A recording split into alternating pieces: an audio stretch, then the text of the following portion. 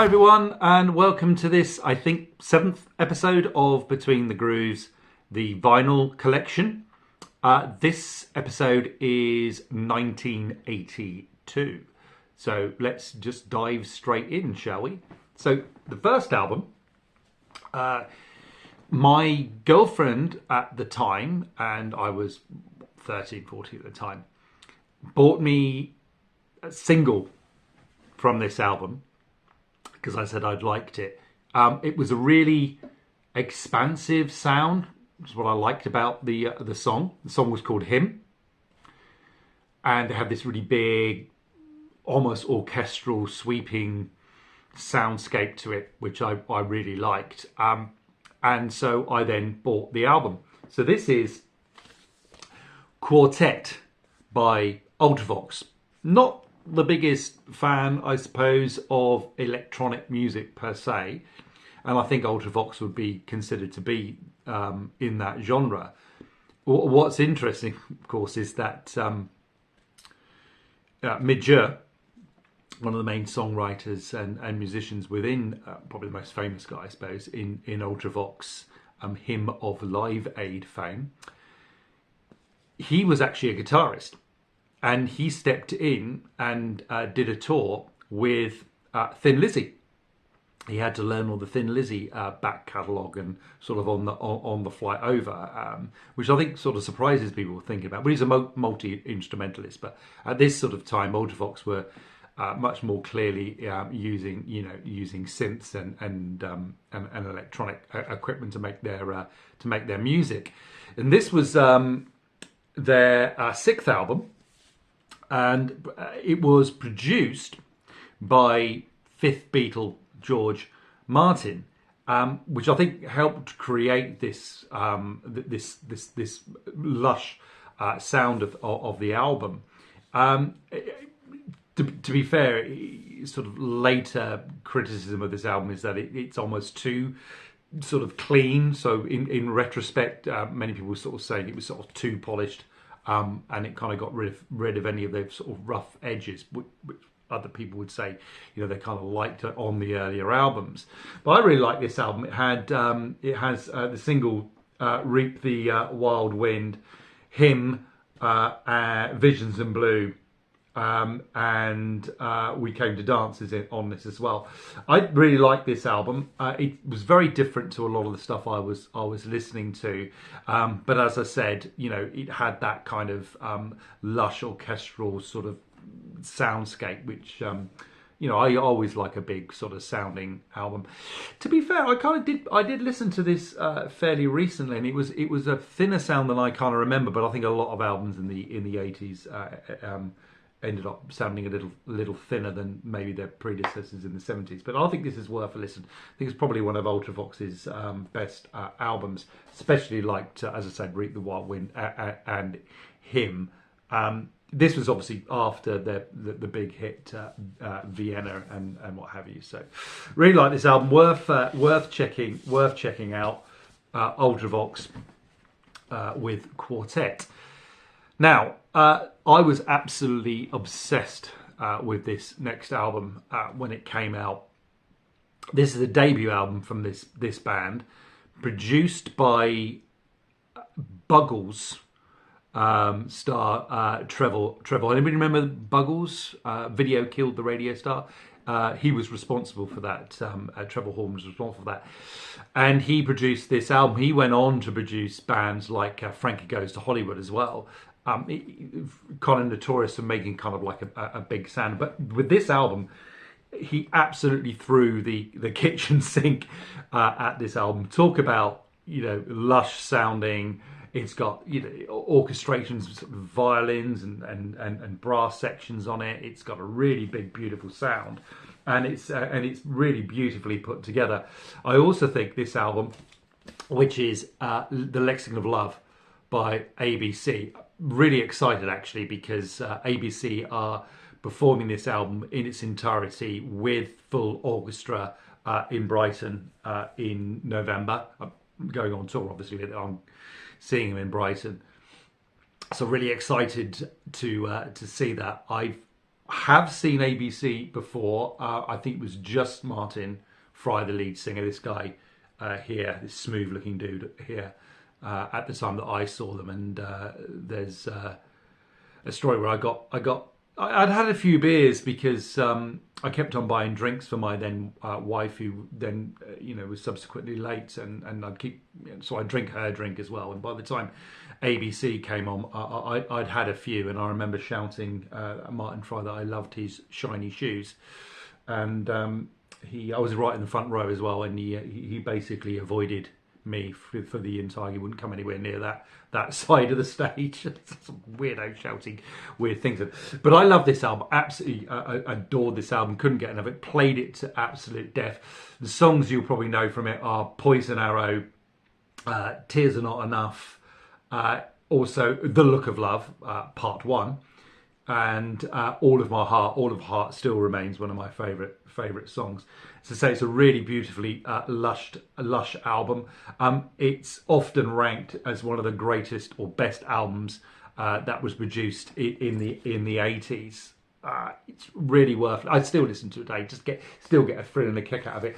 And I really like the sort of the packaging. It's kind of this sort of very lush, sort of harkening back to maybe the sort of the 40s or something, with Martin Fry in suit with the swooning damsel, and it's all sort of set on a stage, and you've got sort of the rest of the band sort of sitting backstage. You've got the lyrics on the inside sleeve as well, covering all. And actually, really, I don't think we often talk about the lyrics on this album. They talk about the production, they talk about how great the songs are as a whole, I guess.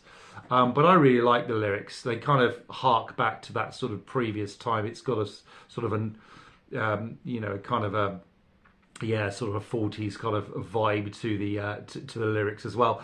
Again, the band insists it's not a concept album, but I think there are concepts running through the albums.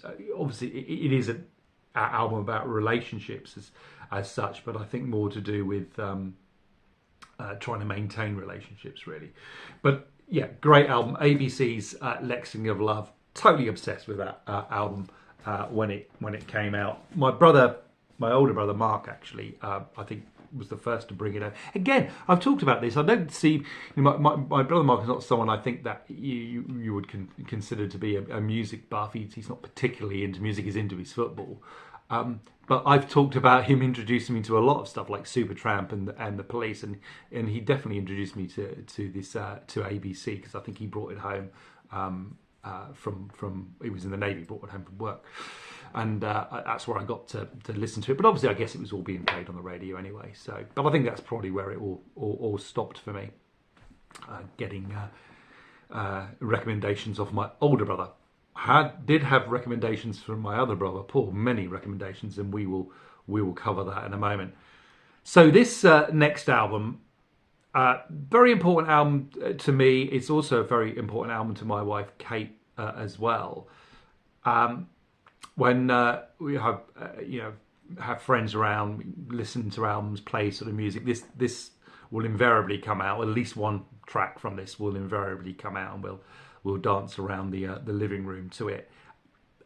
This, as I say, came out in 1982. It's the fourth album from Dire Straits, and it's called Love Over Gold. Very distinctive, sort of simple cover there. I had this on cassette when it came out, and I was, again, totally obsessed with it. I played it to death, especially the centerpiece of this album is a track called Telegraph Road, which takes up most of the first side, along with the single that came off this album, Private Investigations. Very moody piece. If you heard it, very moody piece. It's obviously played on the radio, played on Top of the Pops. You kind of had to kind of take your time with that song. Great song, but most of that side, as I say, is taken up with the song Telegraph Road. Apparently there is a Telegraph Road in America. I'm not quite sure where it is. I did make a point of looking it up at some point. And Knopfler, Mark Knopfler, main singer, songwriter, and phenomenal guitarist in Dire Straits, kind of was driving down this long, never-ending road and started to think, when did this start? When did the sort of the first settlers come along, and what was the the seed, the genesis of this road that sort of just goes on forever with sort of billboards all the way down it. And he wrote this piece. So Telegraph Road is about 40 minutes long. It starts off as a kind of a slow trickle, really. Just delicate guitars sort of weaved into sort of organs, and Knopfler, and he's sort of very distinct, almost talky kind of singing, starts talking about, the beginnings of this road. And the song slowly sort of builds and builds and builds, and then it ebbs away again. And then it builds again, and it ebbs again, and it builds and builds and builds and builds until it sort of finally goes off into the distance, into a fadeaway. Now, I'm not a fan of fade outs, and I know Kate certainly isn't a fan of. We always fade out, cheat. And I always laugh because I always think, well, if you're a band, you're in bands, and you're trying to cover songs, you have to come up with an ending to the song that the original artist couldn't be bothered to come up with. I think mainly because a lot of these songs are sort of written in a studio, and I think Telegraph Road really came together in a studio. But I don't mind the fade out in Telegraph Road, because I think it feels like a road or a river, as it's sometimes described in the song, sort of fading off, the roar of traffic, or the roar of a river sort of fading off into the distance. But it is such a great piece. It has that kind of mood to it, but as I say, it kind of builds, and it just kind of goes crazy towards the end, and it's absolute sublime guitar work on it. Now, Dire Straits produced, I think, really 3 sensationally good albums. They produced Making Movies, that had Romeo and Juliet and Tunnel of Love on it. They also did Brothers in Arms, which was a multi-million seller. It came out when CDs first came out, and you go into a hi-fi store, and they would invariably have Brothers in Arms on CD to demonstrate the quality sound that you were going to get, the clean quality sound you're going to get from CDs. But I have an opinion on CDs and MP3s, and that's why we're talking about vinyl. But it was considered to be this kind of perfect sound. But slotted in the middle of that was Love Over Gold. Dire Straits did other albums. They did a couple of earlier albums. You'll maybe know Sultans of Swing came from their debut album, and they had sort of bookended it with other albums way on every corner. But I think those 3 albums are just, all of them are absolute masterpieces. And I say I love this album, and I do. There are some other great tracks on here as well. I love the fun of Industrial Disease. Is quite a fun song. It has Love Over Gold. And also the song Private Dancer was actually written for this album, but Knopfler sort of decided that maybe a female voice was a better fit for the song, so he gave it to Tina Turner for her, I guess, comeback album, Private Dancer, and obviously sold exceptionally well. Did Knopfler's reputation no harm at all. But and It Never Rains is a beautiful song as well. But I think the track that's probably deeply worn on this album is Telegraph Road. It's probably my wife Kate's favourite song, or definitely up in the top 3. We love it. Great album to listen to. Sounds beautiful, produced beautifully, played beautifully. Love a Gold by Dire Straits. So my brother Paul went off to Australia when I was about 19, 20 or so. Went off to Australia for a year with his then girlfriend Lynn. If you're watching, Lynn, hi Lynn. And he wrote to me, and he'd write about what he was up to, and he'd write about music he'd heard or what have you. And he told this story that he'd gone into a record store. I can't remember actually. Paul will have to tell me where he was in Australia. I want to say Adelaide, but I don't know why I want to say that.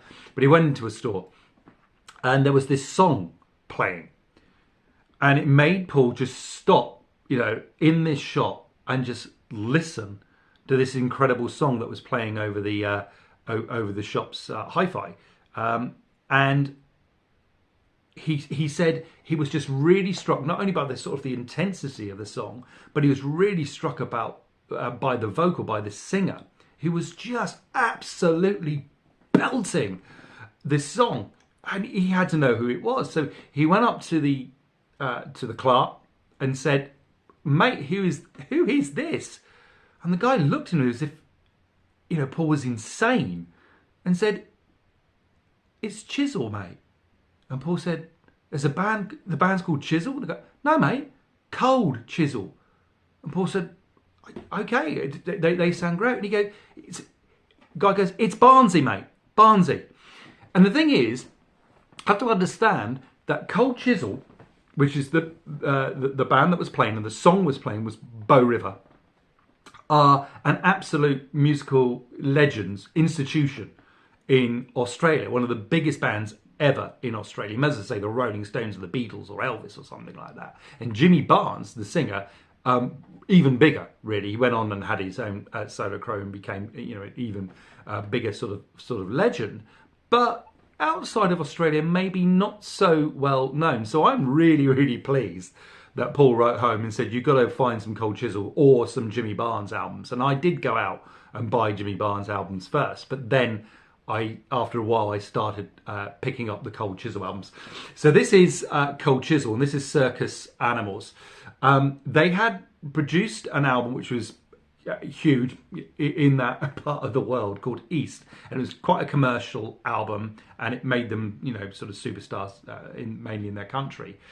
And they decided to kind of strip it back a bit and get a bit sort of rawer for this album. And this is the one that Bow River comes from, which is an absolute, pardon the pun, barnstormer of a song. But it's also got songs like "You Got Nothing I Want," which again is just this really sort of intense song, quite an angry sounding song. And I think what it was is it was really a reaction against the American labels that really weren't kind of giving Cold Chisel the attention that they really deserved, because they were huge in Australia.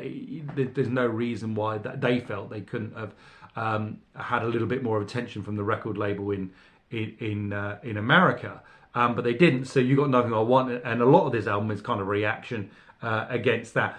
But it has some great tracks on here. Bow River, as I say, which is just a great song. "Forever Now," probably the most commercial sounding song on the album, but it also has strange songs like "Taipan" that have sort of strange sort of rhythms to it. And again, I think it was, there were kind of backlashes against the straight four on the floor rock and roll that they done with East. I love East, by the way, the album, the previous album, but we will come to that. But it also has a song called "When the War Is Over," which is an absolutely beautiful song. And if you get a chance to listen to a live version of it, even better, really. The song is sung not only by, or it's sung by, I think, Don Walker, who is the guitarist. No, Don Walker's the guitar, the keyboard player. It'll come to me in a minute. My brain's gone for a moment. But it's sung by the guitarist, and he's got a great voice, and he sings beautiful. And then halfway through the song, Jimmy Barnes comes in, and the thing just gets raised to another level. And it is a beautiful song. It's one of my favourite songs. So if I was going to introduce someone to Cold Chisel, I'd probably play them East first. But I think this one is really the seminal album, really, where they they just kind of went all out and did what they wanted to do and produced something fantastic. It also seems to be that I've got a copy not for promotional resale. I think I got this off my mate Andy. So yeah. Oh, there's something secret inside. Look at this. I just found this. Okay. Lyric sheets with kind of pictures of the band. That looks to me like a printout. So not quite sure what the history of this particular album is, but yeah. Circus Animals, Cold Chisel, absolute institution in Australia, and I will definitely be talking about Jimmy Barnes in future episodes. So I'm wearing an Iron Maiden t-shirt, as you can see, and I've talked about a couple of Iron Maiden albums in the past. I talked about Killers on a previous, which is their second album, on a previous episode, and I talked about how that album, Killers by Iron Maiden, was the last album that Paul Di'Anno was on, the original singer of Iron Maiden. And so what came next? Well, what came next is the first Iron Maiden album with who is probably now recognised as, the Iron Maiden singer, even though they've had three, is, the first one with Bruce Dickinson. And Bruce Dickinson came on board and Iron Maiden recorded The Number of the Beast. Now, if I was going to rank Iron Maiden, and I may do this, if I was going to rank Iron Maiden albums, I think I would have to put this at the top. And I think the reason I would do it is because I feel, and my feeling is that it is the seminal Iron Maiden album. Even if you talk to the casual music follower or rock listener or what have you, or just a casual person in the street of roughly our age, and if you were to ask them, could you name an Iron Maiden song, they're probably going to say Run to the Hills, or they're going to say Number of the Beast, and both of those songs come on this album. Dickinson, just raised the sound of Iron Maiden, and at the same time that I believe Iron Maiden really hit their stride and started to produce albums that are absolutely recognisable as Iron Maiden, the sound of Iron Maiden. And I think it comes, and it really, really hit the mark on this album. It also has a number of songs that have more light and shade that I think possibly later albums did, and I've kind of talked about this before, where I liked Paul Di'Anno's voice because I felt there were songs on those early albums that had more light and shade than maybe later Iron Maiden albums. However, this does have Children of the Damned on it, which starts with a slow sort of tempo and then kind of builds, and it also has Hallowed Be Thy Name. Now, I'm sure those of you that are real Iron Maiden aficionados will tell me when it happened, but I'm sure it can be probably counted on one hand where Iron Maiden didn't perform Hallowed Be Thy Name at a live show. I've seen them about 17 times. I can't remember a show where they didn't play Hallowed Be Thy Name. It's a longer track. It starts off with a slower mood and a slower tempo, and then it just builds out to some great twin guitar attack within the song. It's a great idea for a tune as well, especially if you're a heavy metal band. It's the story of a man who's condemned, and he's sitting in his cold cell and he's waiting for the hour to come where he's going to be led to the gallows, and it's kind of his feelings about that and his sort of mounting sort of fear. And the song and the music sort of gallops along as Maiden tunes do. It's also got probably one of my favourite Iron Maiden songs, which is rarely, but I have seen them play it live, and probably not often picked out as a classic, but I absolutely love it. Is the song Prisoner. It's just got a great drum intro. I may drop a needle for you in a moment and stick it in here.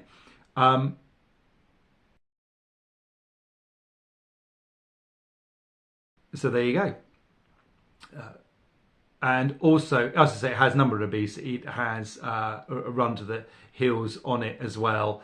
And yeah, sorry, Prisoner. I absolutely love that song. It's kind of about the 60s TV show based in that town in Wales. That name has now gone up my head as well. I should make notes of these things. But anyway, I'm waffling on. Iron Maiden's Number of the Beast, I think, is the quintessential Iron Maiden album. If I was going to, again, introduce someone to Iron Maiden, it would absolutely be Number of the Beast. When Dickinson came in, just an absolute game changer, and just kind of blew things apart. And really, Iron Maiden put their stamp on heavy metal, and eventually also became the heavy metal legends that they are. So I'm going to finish with my kind of slightly off the wall one. And as those of you who have been following me, and those of you who know me will know how big a Genesis fan I am. I love all periods of Genesis, from Gabriel to the sort of the just after Gabriel when Collins took over the mic, to the sort of the later, slightly more accessible Genesis. But this is not a Genesis album, but it is a Phil Collins album, and I think Collins has had a lot of criticism when he went solo. Maybe not on the first album, with Something's Coming in the Air Tonight, and everybody kind of knows that song with the great sort of drum fills and what have you. It was kind of slightly experimental, a departure from Genesis. But then he brought out this album, which is Hello, I Must Be Going. And he was kind of had a lot of criticism for kind of portraying himself really as a kind of a white soul boy, because with songs like You Can't Hurry Love on it. But I actually defend it. I think it's a really good and it's a really strong album. Yes, it's a commercial album, but hey, what's wrong? What's wrong with having a hit single, right? But it's got some really good songs on here that aren't immediately accessible. It's got songs like Through These Walls, which is sort of a very sort of paranoid, almost voyeuristic song, like China as well, which has some really interesting sort of rhythms. And that's the great thing, because of course Collins, being a drummer, was very interested in sort of rhythms and what have you. But I really like this album. I will listen to it from time to time. Yes, it is more soulful. Yes, it is a departure. But why would he want to repeat what he's doing in Genesis? I do think a lot more of Phil Collins started to sort of appear in later Genesis albums. I accept that, but hey, there were only 3. That's the name of a Genesis album, and then there were 3 at that point. So you've got to spread that kind of artistic license across only three members. But I think this is well worth a listen. It's a great album. I have no issue with it. It's kind of lush, it's beautifully produced, it's got great songs in it, and I really like the song You Can't Hurry Love. I know it was a cover, but I bought the single when it came out, and I loved it. And again, because Collins is such a great drummer, and let's not forget that Collins is a great rock drummer. He has a great rhythmical sensibility in this album, so I really like it. Check it out. Hello, I Must Be Going, Phil Collins.